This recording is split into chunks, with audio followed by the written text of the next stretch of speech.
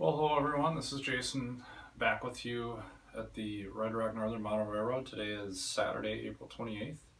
I've been hard at work the last week, and I'm going to provide another update, let you know what I've got done and what's going on. I think I got several updates, got it written down on a piece of paper, and I'm going to try to move at a pretty good clip here so this video doesn't get too long. I feel like these update videos need to be at least 15 minutes or less. So without further ado, let's take a look and see what's going on. So I'm gonna grab the camera here, move it around. The first thing, I think in the last update, I let you know that I put the valance up, and since then I've gone ahead and put the pink styrofoam in. So this is 1.5 inch extruded foam that I picked up at the local home store, and I'd planned on doing this so I could have some storage space up on top. Now you can't put an elephant up there, but if you spread stuff out and kind of get them under the joists, which I've got there, it'll actually hold quite a bit of weight. So the result of this is I've been able to declutter stuff lying around on the floor, getting in the way, especially the shop vac, really drives me nuts. And so everything that you see up top, I was able to pull up off the floor and out of the closet and so forth. So make use of some of that storage space up on top. So all around the room, I pretty much doubled the square footage of the room by adding that storage space up there. So you can see I've put a bunch of empty boxes up there, a couple of kits that I have to still build yet. A boatload of 33 inch, 36 inch wheels. I've got my test track up here, which is also wired to the programming terminals on the Digitrax, so I can check coupler height, gauge, and so forth up there, do my programming up there. Got the hose up there for the shop vac. That thing's always in the way. Shop vac is, I think, probably the best tool for the layout. I use it all the time, but I find that it's always in the way in a small room. So being able to get that out of the way down in the corner really helps me out, so I'm not tripping over it all the time. Got the power supplies up there, of course, and then some extra track. So making use of that overhead space really so I could declutter the layout. Let's see, I covered the programming track. What else do we got here? Oh, painted the backdrop. So today, me and the kids and I actually use proper English, went ahead and painted that second level of backdrop that I added in the last couple of weeks. So I think I had in the last update video that the backdrop didn't come up quite far enough, so I added about a 4-inch strip there of backdrop all around the room, and so we painted that sky blue. Also the brackets, so you can see the brackets are painted, so hopefully they kind of blend in and don't call attention to the eye when looking around the layout and running trains and so forth. Let's see, just installing some test fitting some little details around the layout, like this fence here. This came from my previous layout 15 years ago. This is just going to kind of provide some separation for this kind of commercial area, whatever this ends up being here, from the right of way of the oil industry runaround in the back there. So don't know if that'll be permanent there, but I got the fence. And previously, in my previous layout, this fence was used for JJ's Junk, which was a junkyard, and it kind of fenced in that whole area. So I got the fence. I figured I might as well use it, and I want to have a fence here to kind of keep the right of way and some separation there from all this track that's going on here. Also busted out some tunnel portals and retaining walls that I've had for the last 15 years up in the garage that I never got around to putting on my previous layout. I'm just kind of test fitting them there. So this is going to be a tunnel that goes into hidden staging here. We're in Granite Creek. And then likewise over here coming out of the Red Rock yard, we've got another tunnel portal. So again, let's kind of test fit there. These are double double track tunnel portals, and you can see I've got actually 3 tracks going in here. The main line on the left, the runaround, and then on the far right, that turnout goes into the yard. And right here, this is George's Gorge, so this is supposed to be a river that comes in and snakes around and comes back out. So you need to be able to get that river in there and also have room for this tunnel portal.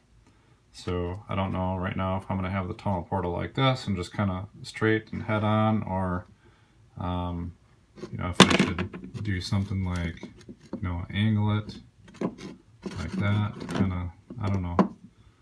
So right now I just kind of got it straight, and I'm assuming trains will be able to get through. So obviously up here I'll need to, you know, use some kind of foam or something, and I'll extend the scenery up over the top of the tunnel portal there, and then there'll be a bridge here that George's Gorge runs underneath, and then this will be blocked off with scenery.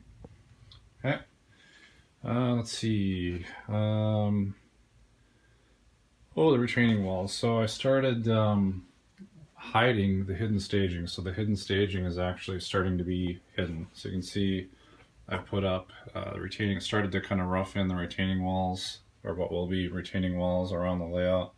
This is a twice around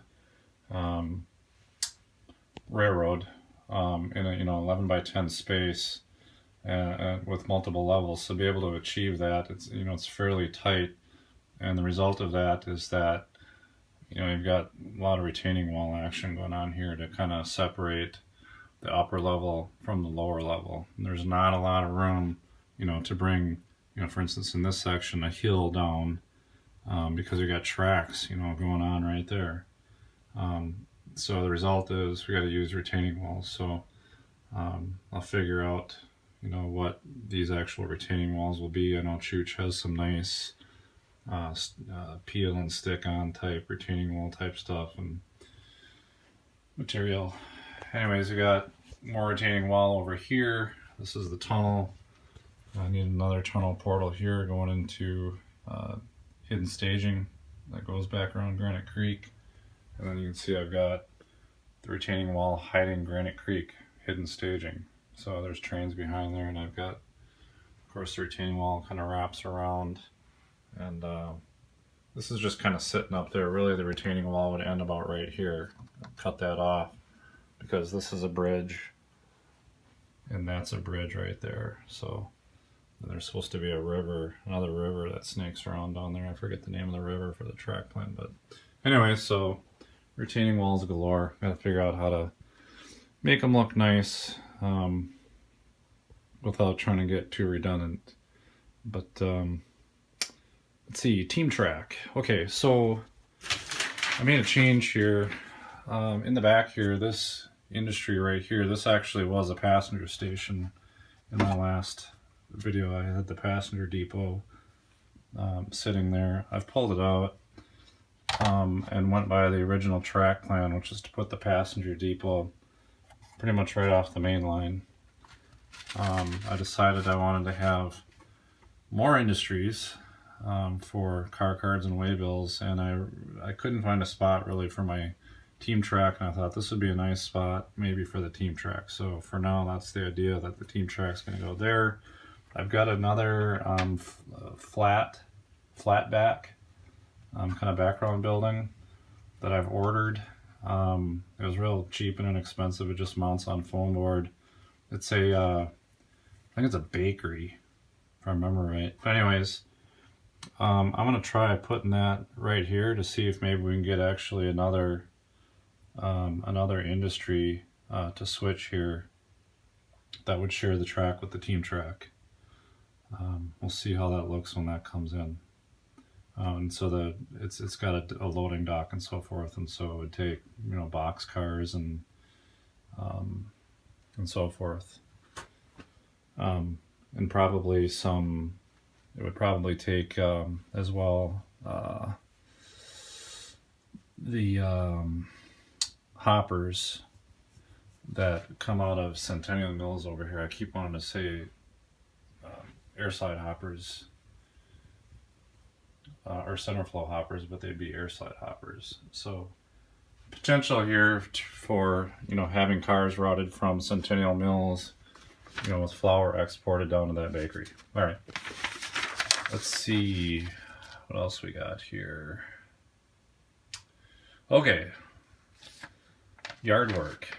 So I busted out some chalks and kind of went for my first attempt at weathering with chalk in the yard. And I know that, less is more when weathering, but things got kind of out of hand and carried away, and I ended up doing a lot of weathering with chalks in the yard. So you can kind of get a feel for, the amount of work that went in there. You can see a lot of black oil and soot and grime on these, the head end of the ladders and the track that would go into the service facility down there, which I'll get to in a minute.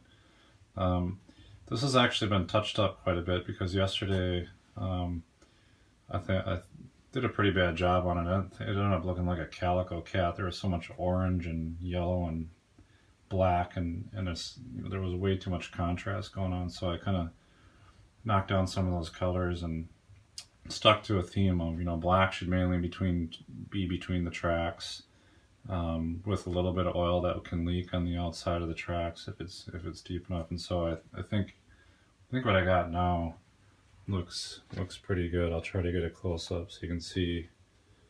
It's just a lot of oil. You can see some spots of earth and rust and so forth. That's what those colors are. You get down to here. So I think the effect looks really good. I like what those chalks look like on painted track. It does a really nice job.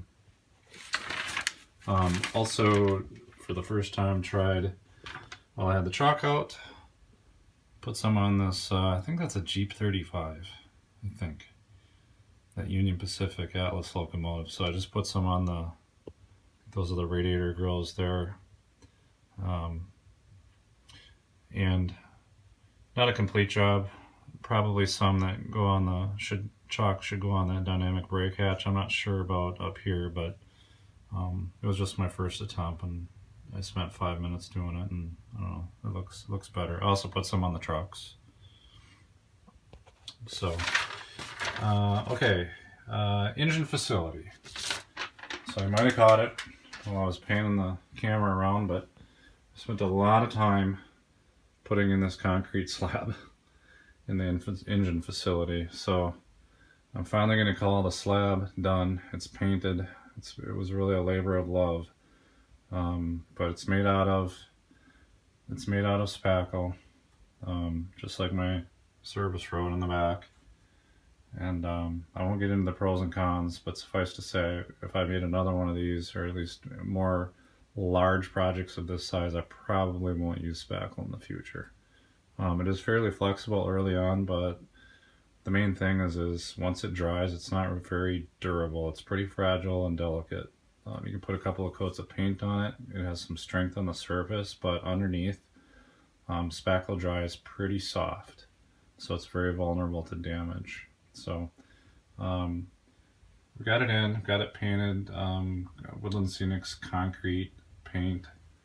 I haven't really weathered it per se, but I'm going to call this kind of self-weathering, because as I clean the tracks and as I'm working with the chalks in the yard, inevitably you can see this, I literally just finished this yesterday, and you can see it's already getting fairly dirty. So the thing's going to end up getting nasty, dirty, and kind of weather itself. Well, as far as the positioning of this equipment, I've just started roughing in the engine facility, the diesel fueling facility Walther's kit that I worked on a little bit. Got the tank, this pump house thing, this unloading rack here, that little electrical box. I think it's for controlling the pump. These two fueling stands are from my old layout from 15 years ago, as is this sanding tower. Just kind of test fit in there to see if I like them. I don't really like this sanding tower very much. The hoses kind of get in the way and don't let locomotives go through there. They're flexible, but they keep bending back, and anything with sunshades on it will come by and catch those hoses. So I don't know. I've never liked that sanding tower to begin with, so I'll probably get something else. And I think the sanding tower actually belongs somewhere in here inside of this cluster. And then I've got this CMD, or that, I don't know what that is, that motor prime mover. I also got that from my old layout. So recycling a lot of stuff from my old layout, just like that building there. I kind of like it. Brings back memories of my old layout. So caboose track, you can see there. So all right, we're at the 15-minute and 45-second mark. That is it for the updates. I'm gonna sign off here with a question. This hopper here, the short stubby hopper, originally I thought this was a cement hopper, and I had it up at Medusa Cement up there, but the top hatch cover configuration, you can see there's 3. It's different than the hatch configuration of an actual cement hopper. And also you can see a cement hopper has got ribbed sides, whereas this pink hopper, it's much more like a center. It's, for all intents and purposes, it's a center flow hopper. It's just shorter. So my question is, to those who know, can you confirm this is a grain hopper and not a cement hopper, or could this be a cement hopper? Need to know, because I want to make sure I don't look like an idiot parking it up at the up at Medusa Cement. So if you have any ideas, let me know. I'm thinking, though, I'm leaning towards this is a grain hopper though. But anyways, you can see also, you know, the yard, we're starting to, BNSF is starting to move into Red Rock Yard here.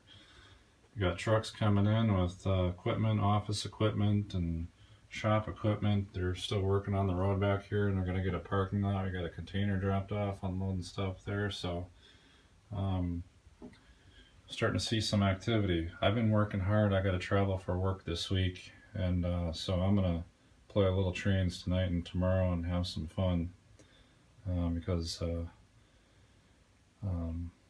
all the work that I've been doing, it hasn't been a lot of fun. Yesterday I really fought with that concrete pad. It was getting really frustrating. I felt like I was kind of a menace to the railroad. There was a lot of things that were going wrong yesterday with the weathering, with that cement pad and other things. And so today things turned around quite a bit. I got out of bed, worked on the railroad, and things went much smoother. Things came together and had a much better day today. So anyways, I think that's it. Oh, by the way, these are the weathering powders that I use, in case you want to know.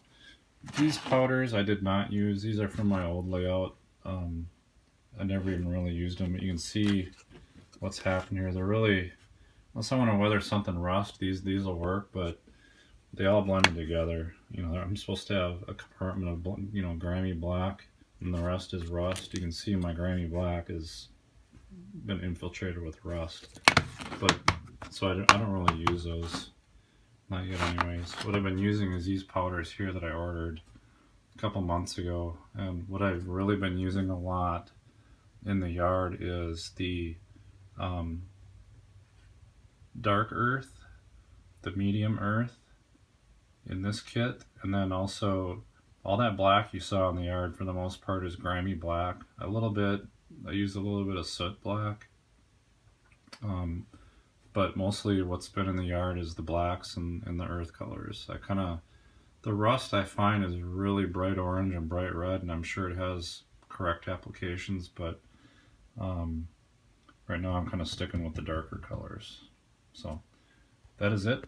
Thanks for watching, and sorry we still went 19 minutes. Goodbye.